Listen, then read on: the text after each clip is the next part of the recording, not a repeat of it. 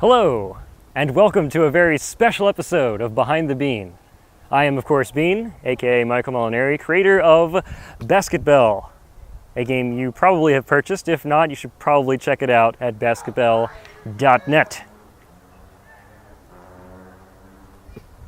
BasketBelle has been such an exciting project to work on because it was a way for me to experiment with a whole bunch of different ideas that I've been having from my past games, such as music, audio, visuals, gameplay, narrative. There's a whole bunch of things. The whole idea for BasketBelle came from a very minor character from one of my past games called But That Was Yesterday. It was a purple nurse, and you didn't even see her face, but I looked at her and I asked myself, who is she? Who's in her family? What stories do they have? And so I came up with this idea of a purple boy who would be her son, who absolutely loves basketball and has to save his sister who's gone missing or she's kidnapped or something, and he's going through a city playing basketball in order to save her. And that's kind of where the whole idea came from. And at the same time, I wanted to experiment with audio, tying in together the gameplay itself with the music that's going on. So as you keep playing, the instruments get added and taken away.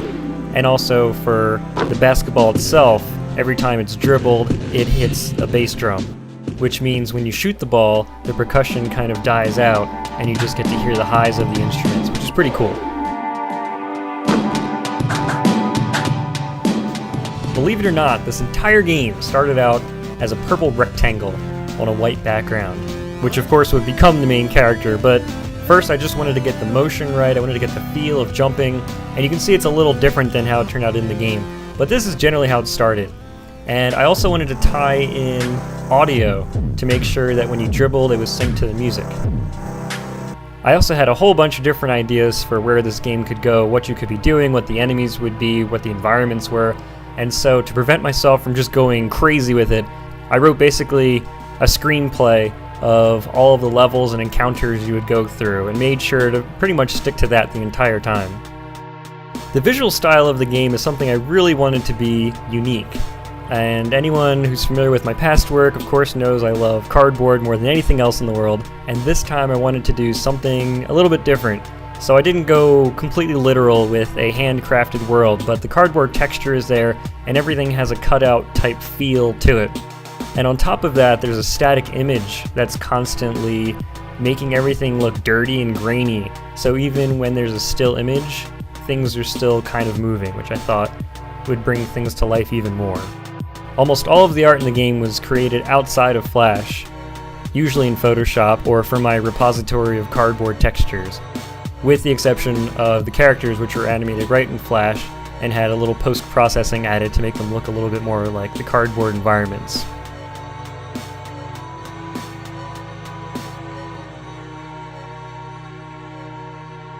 I knew generally that you'd be moving from the outskirts of Paris all the way towards the Eiffel Tower, but I didn't really know the layout of the city. I haven't even been to Paris, which is just a shame. But I went on Google Maps and kind of plotted a course, and using Street View is the coolest thing because I can just jump right into any spot in the city and see what it looks like from a ground eye view. So with the help from some friends, I was able to find a bunch of really cool places that would make for some great one-on-one battles.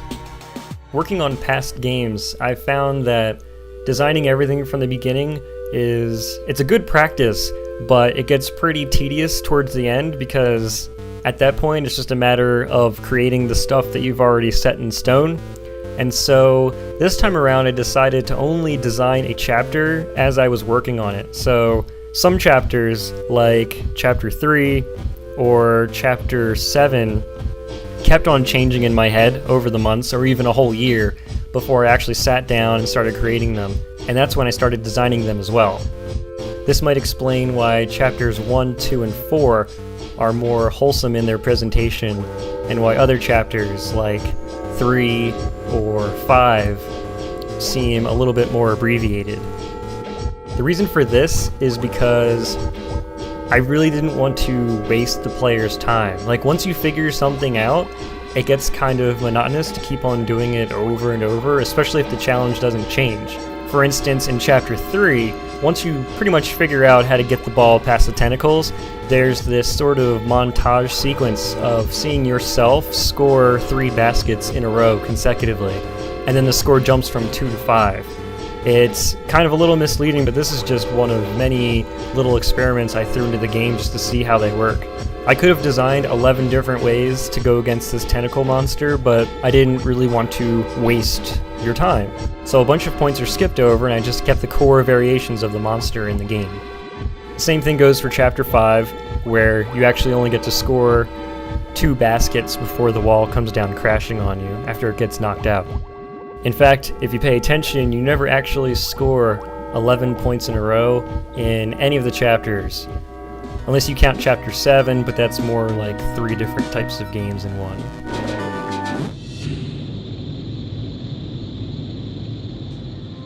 Chapter 2 easily required the most iterations to get it from concept to completion.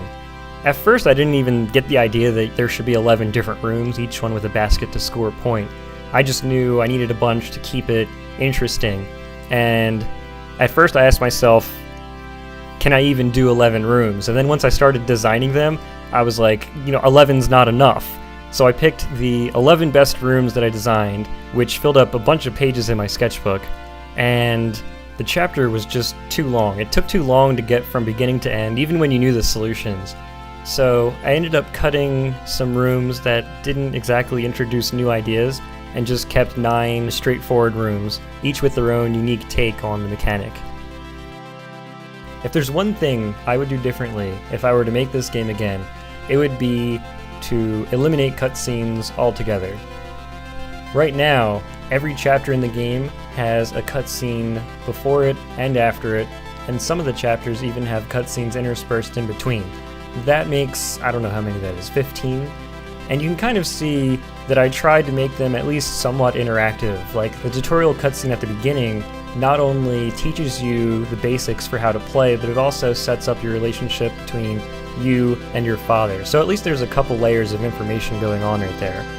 As for other cutscenes, as I kept working on them, they just kept getting shorter and shorter because I really didn't want to make someone sit through all these cutscenes while playing a relatively short game.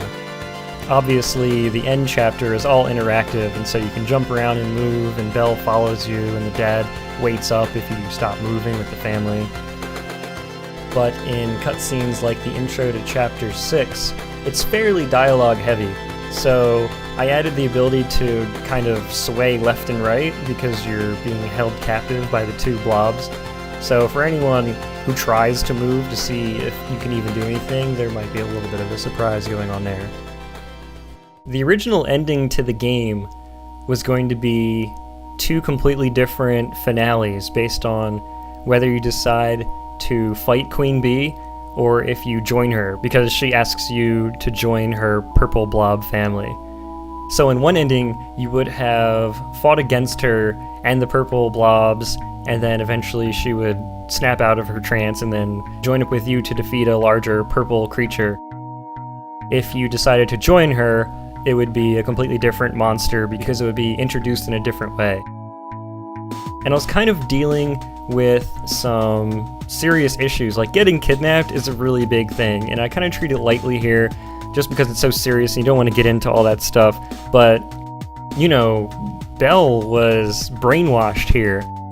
It's like a sad thing when someone's mind gets changed to think one thing or another, or basically they become someone that they're not. I didn't really want to have that choice for the finale. I wanted you to get her out of her trance, show her who she really is on the inside, that she really was good, and the 2 of you still join up, you still fight a big purple monster that ends up, destroying the Eiffel Tower, but you did it together the whole time, and that's kind of how I wanted to tie things back together. However, there's still multiple endings to the game, although they're not exactly different, they're more like alternate endings, because you still get caught by the dad, and he still lectures you, and you talk with him as all 3 of you walk home, but different things are said based on how you play. And since there's no way to save the game, the ending that you get is based entirely upon your performance in Chapter 7. So if you're looking for all 3 different endings, you don't really have to play through the whole game, you can just start from the end each time. So, thank you very much for your interest in BasketBelle. If you've purchased, thank you even more. If you'd like a copy of the game, you can always go to basketbelle.net. It's only $5, comes with a bunch of extra goodies. That's fun. I just wanted to let you know that all of your sales directly contribute to my ability to continue working on games, including future updates for BasketBelle. So thank you from the bottom of my BasketBelle-shaped heart.